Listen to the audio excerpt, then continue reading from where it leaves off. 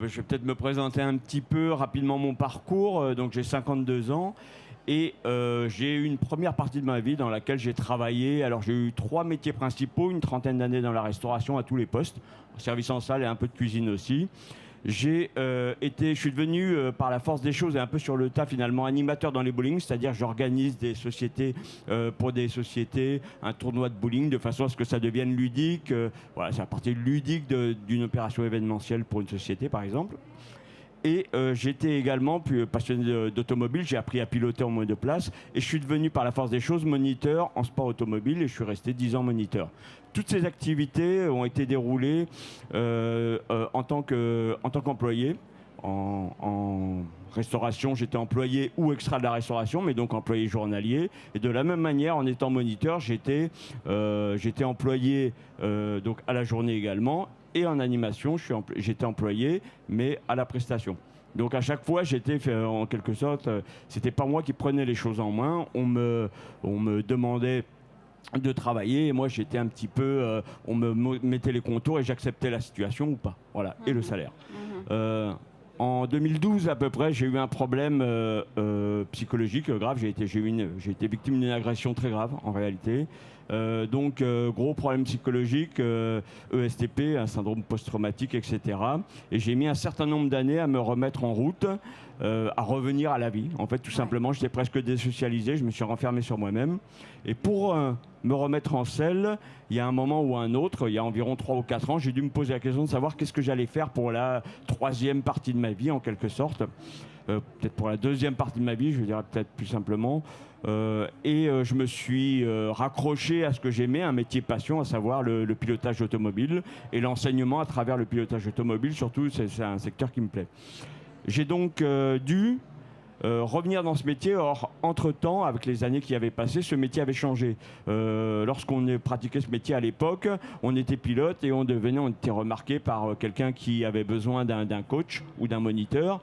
Et il vous prenait sans diplôme, simplement sur votre expérience et ce qu'il avait compris de vos capacités.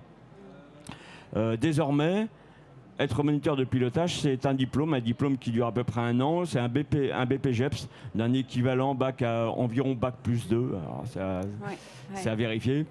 Donc il faut d'abord passer le diplôme. Moi, je n'avais jamais fait d'études. J'avais été en troisième, viré en troisième pour tout vous dire en réalité, donc mauvais élève. Donc ça a été très compliqué difficile pour moi. Voilà, j'ai été aidé par ma sœur et par d'autres personnes du métier d'ailleurs qui m'ont aidé à passer ce diplôme, mais ça a été très compliqué. J'ai fini par avoir ce diplôme et je me suis retrouvé comme moniteur, sauf que là j'ai compris, j'ai dû, pardon, c'est peut-être le plus important, j'ai dû créer désormais pour être moniteur, vous devez créer une entreprise parce que vous devez faire des factures, vous ne pouvez plus être employé. J'ai donc créé quelque chose dont j'avais entendu parler, qui est une micro-entreprise ou une auto-entrepreneur en réalité. Ouais.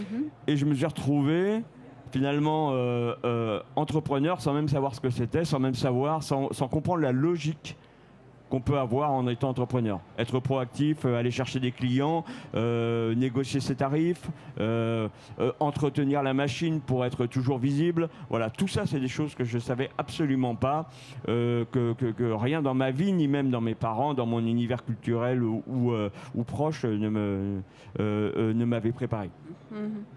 Donc, c'est là où intervient Second Souffle, puisque je cherchais de l'aide. J'ai cherché d'abord sur Internet à me former, marketing, machin, etc. Mais voilà, j'y connaissais rien. Je ne sais pas si vous voulez à me suivre, à m'accompagner, mais ça a été déterminant d'avoir quelqu'un qui vient vous aider. Vous extirper un peu de tout ça, vous avez plein d'éléments, vous ne savez pas comment les mettre, vous ne savez pas quelle ligne prendre. Vous voyez, quand on n'appartient pas à un monde, quand on n'appartient pas à un univers, c'est vraiment important d'avoir quelqu'un qui vous prend sous son aile, qui vous suit, qui vous coach, qui vous dirige, qui vous dit ben non, là t'en fais trop, là c'est pas la bonne direction, ou là c'est plutôt par là, etc. Donc voilà, en fait, je ne sais pas si j'ai été assez exhaustif pour vous, mais si vous avez des questions, je vous écoute. Bah, très bien, peut-être la salle aura des questions tout à l'heure. En tout cas, effectivement, c'est un beau parcours et un beau rebond après une période sûrement qui a été difficile. Et aujourd'hui, voilà, le Second Souffle vous a... Comment ça s'est passé l'accompagnement? Est-ce que vous pouvez expliquer le nombre de rencontres Alors, il se trouve que il y avait des points réguliers? Combien de temps ça a duré? Voilà. Et est-ce qu'aujourd'hui c'est terminé? Alors, ça dure depuis. Alors, honnêtement, je suis pas quelqu'un qui est à cheval sur la notion du temps. C'est même pas un truc que je maîtrise du tout, pour être franc. Peut-être que vous pouvez m'aider. Avant le mois de mars, c'était au mois de février, juste avant la crise sanitaire. Donc, il y a eu le Covid aussi qui a eu un impact. Oui, c'est amusant parce que dans ma perception, j'ai l'impression que ça fait 1 an qu'on travaille ensemble. Et en fait, non, apparemment depuis février simplement, mais comme il y a eu le Covid, et comme pas mal de gens, j'ai décidé d'utiliser ce temps entre guillemets perdu à quelque chose de positif.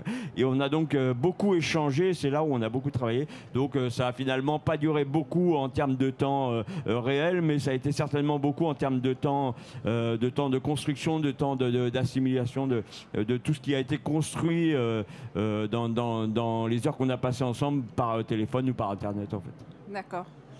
D'accord, je vous remercie beaucoup Je vous en prie. de votre témoignage. Et un premier témoignage